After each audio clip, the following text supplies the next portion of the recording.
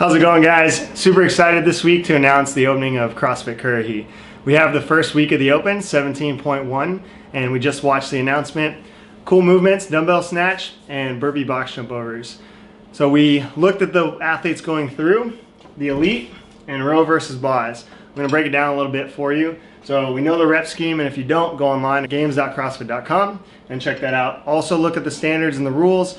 They're very important. Make sure you guys double check those, read those. It is the athlete's responsibility to make sure you're doing the movements correctly. All right, so the elite, the first round was about 1:19, and then they hit the second round finish at 3:17, 5:35 on the third round finish, 8:30, and then Patrick Vellner did 11:58, unofficial. You have to check that on the game site.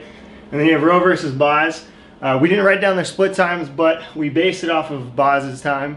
And anyway you slice it, it looks like he did about 2:30, 2:30, 3:30, 4:30, 5:30, which got him around 18:30, 18:40.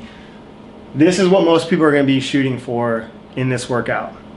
The workout is box jump overs. It does look like people spend a lot of time at the dumbbell, but really where you can pick up the pace and speed is on the burpee box jump over and your efficiency there. Also too, going over efficiency movements, we'll show a little clip of me doing the dumbbell snatch.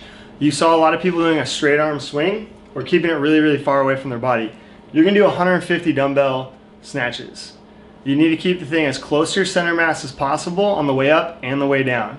I don't recommend switching hands in the middle. I would let the dumbbell set on the ground and switch hands while it's on the ground.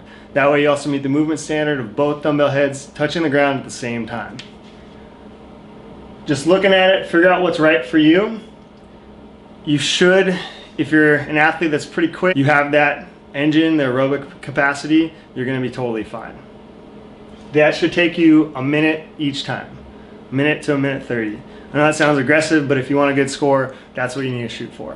Okay, we'll show you a clip of me doing some burpee box jump overs and the dumbbell snatch. Pick your own strategy, what's right for you. Start off slow, don't start off hot.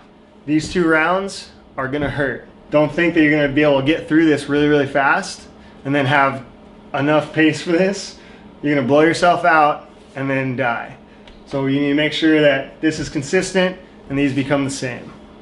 Good luck, and we'll see you on the leaderboard. All right guys, the dumbbell snatch. What we saw was a lot of people just bend at the hip, slight bend in the knee, and come over the dumbbell and bring it straight up off the ground in one movement overhead, which is fine. It'll blow out your back a little bit. What I would recommend is dropping your hips, keeping your shoulders high, and coming straight through. You can do a little dip if you need, but keeping the dumbbell very, very close by taking your hand and turning your thumb towards you, and it's like zipping up a hoodie. This is gonna drag the dumbbell up your body and eliminate this excess space that we don't want, okay? On the way down, take the elbow, pull it in and back, and bring it down. The same way you would do like a sumo deadlift high pull, but the reverse movement, okay? That's gonna keep it very, very close. Over 150 reps, efficiency is gonna be the game changer and make you more tired or not.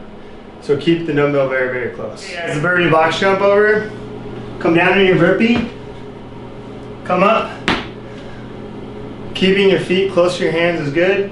Taking a step, staying low on the box, and taking whichever leg you feel most comfortable with, and stepping down and turning is gonna be the best way, in my opinion, to do this. I like to switch it up, so on the other side, after I've done my burpee, I come up and I turn, so I'm going clockwise and counterclockwise on every rep. That way I don't get too dizzy. But staying low and shooting this leg down is a lot better than like standing up and coming down like this. When you do that, your back leg tends to get caught in this weird position. So we want to avoid that. Again, mechanics and efficiency is better. So we're here, I shoot it down similar to a pistol, and then I can rotate.